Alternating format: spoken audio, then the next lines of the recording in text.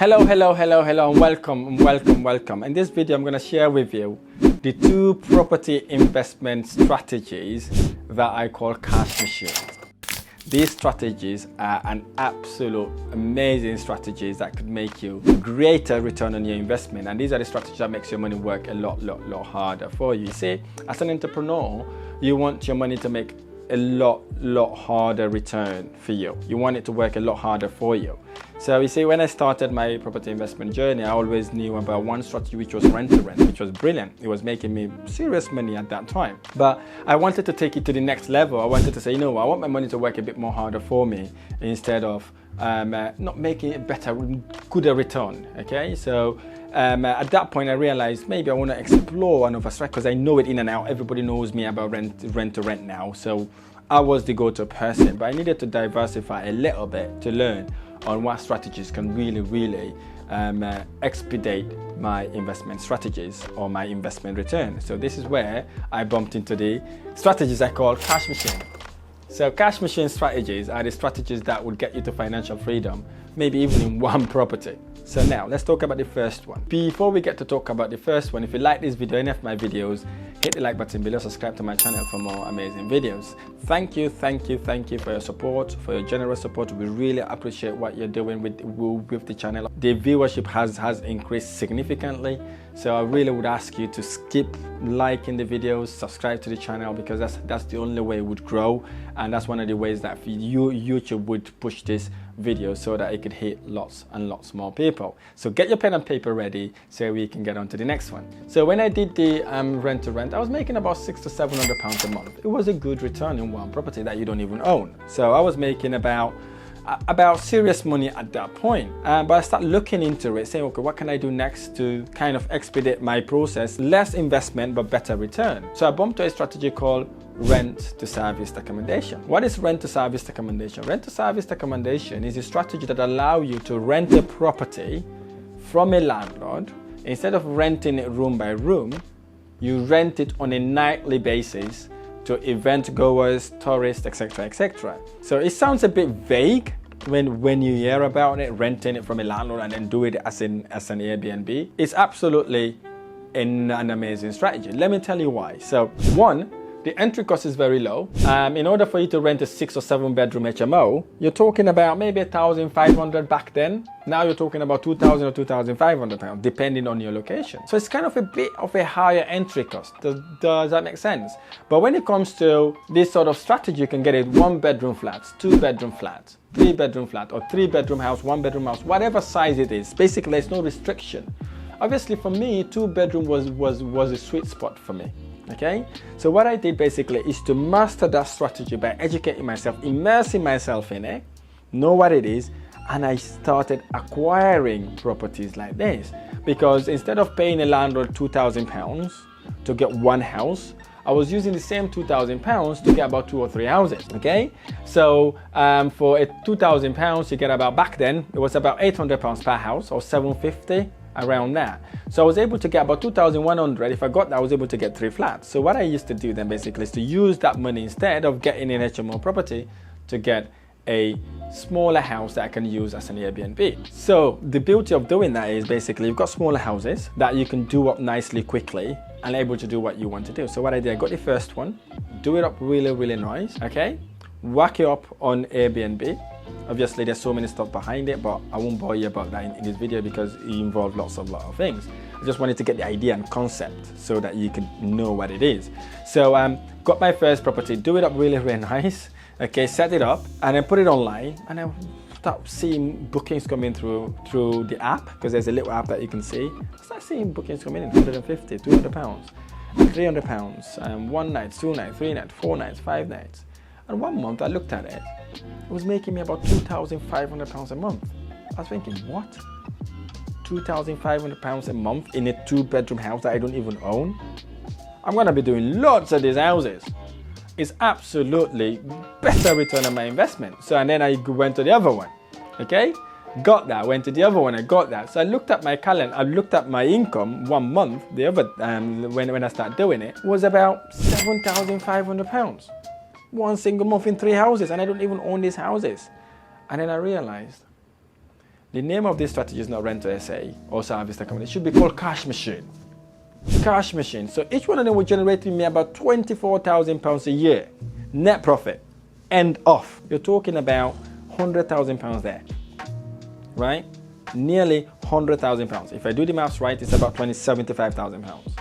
Okay, in 3 houses. Okay, yeah. So what I did basically, I went on, get another one.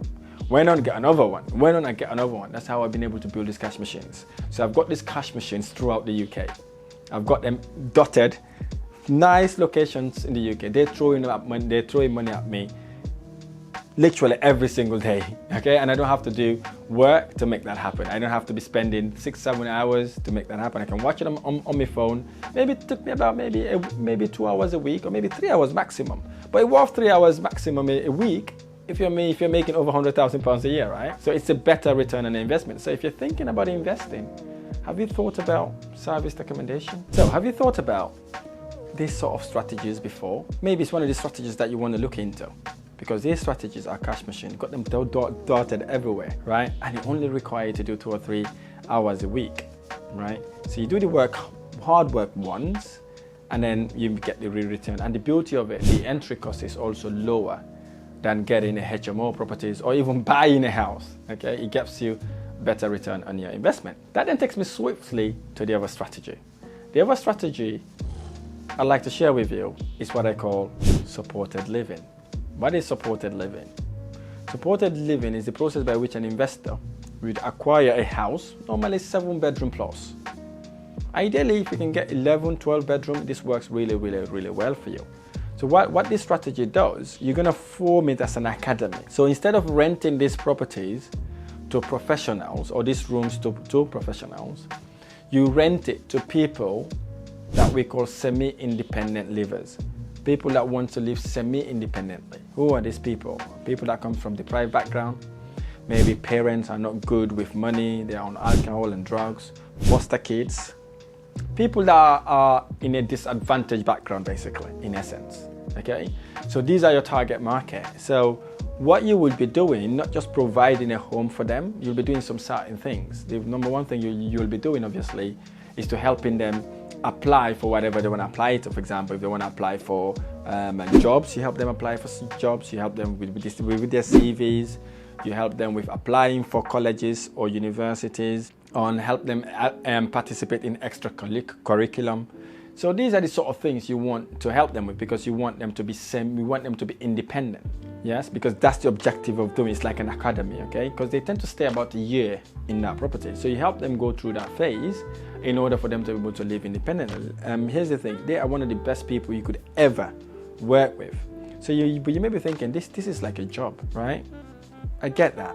Really, it is like a job, but it's not a job that you have to do yourself. So here's what you could do instead. You know, when I told you about helping them do all this stuff I've just told you, curriculum, apply for college and jobs, you can have someone that we call support worker, okay? Support workers are the people that would help semi-independent people to be independent. They help them with their applications, they help them with their surrender, they help them to do whatever they want to do. That's their job, okay? So that's one of the person you need to employ, okay? You can employ that person, and that person will look after the people. Suppose you're in a 12-bedroom house, okay? Maybe you want to have 2 people, one full-time and the other one part-time support workers to support the clients in your property, okay? And the next person you want to be having as well that coming in and out is a security guard, especially if they come from a violent background. If they come from a violent background, you may want to have security around the premises. You may be thinking, whoa, this is expensive security, right? Or having social workers and all that sort of thing. So I will explain to you how you can make money out of this, okay? One, the property you need to get also needs to be compliant. It needs to be like a HMO property, but slightly better than a HMO property. Right, you need to have CCTV cameras in the common areas, and you need to have something like a pool, social area where they can play and all that sort of thing, where they can meet and play games. And kitchens also, need to have bigger kitchens, or maybe multiple of kitchens if it's a 12 or 13 bedroom house. And as I said, you need to have cameras around the property as well, not just inside the property, CCTV cameras. And maybe you want to have a little room for your security guard as well, or a place that you can call it an office. You can take one of the bedroom as an office, okay? Where your security guard will stay to look at the, protect the property. And obviously where your key workers would be coming also to work as an office to see and help the client or your semi-independent people in your property. And the beauty of it also, she doesn't need to have an office, or the key worker or social worker, support worker, however you call them, doesn't need to have an office. So obviously you can sit she or she can meet them in the sitting room, dining area, or wherever it's convenient for them to help them through their process. And in some of our properties, what we do, we book them in to go to the library. That's where you could be having your meeting. You can either have it in your dining room or in the property's dining room or into the libraries to actually get to help these people. These people need this help, okay? So your objective basically is to get them to transitioning towards the end of their tenancy.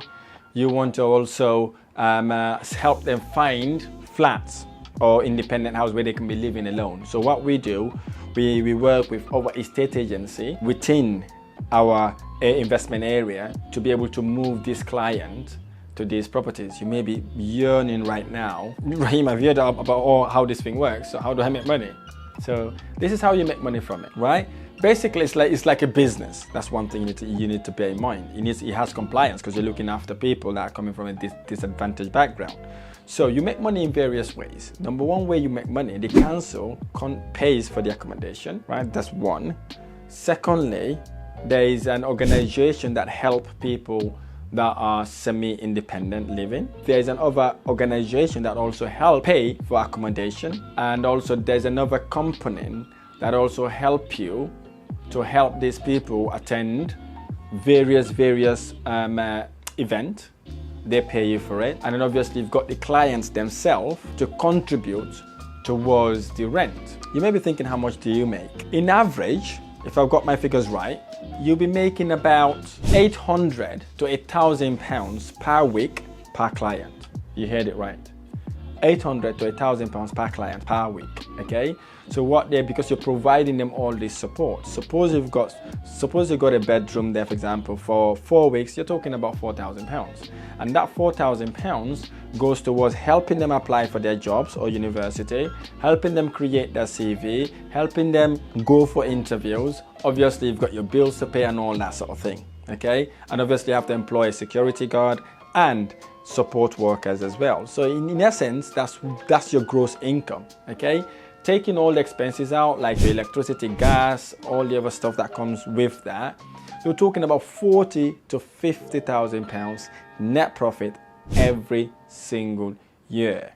You may be thinking, I would love to do this, but I don't want to get involved. So what I tend to tell my investors, because we have few of this around the UK, is to actually find someone who's already in the field. Maybe you want to join venture with a support worker or a social worker. In my case, that's what we did, because we don't want to be employees. We don't want to work in the business. We wanted to just be partners. So you can partner with these people, right? You can get the property because they know how to apply for all these things. They will be the tool to help you apply. And because they work with the council, in most cases, the council know them, right? When the council knows you, you're likely to get the contract. So once the council sign you, they sign in for like 2-3 years. So they'll be bringing in these people that needs this help. And then obviously they will be managing it on your behalf.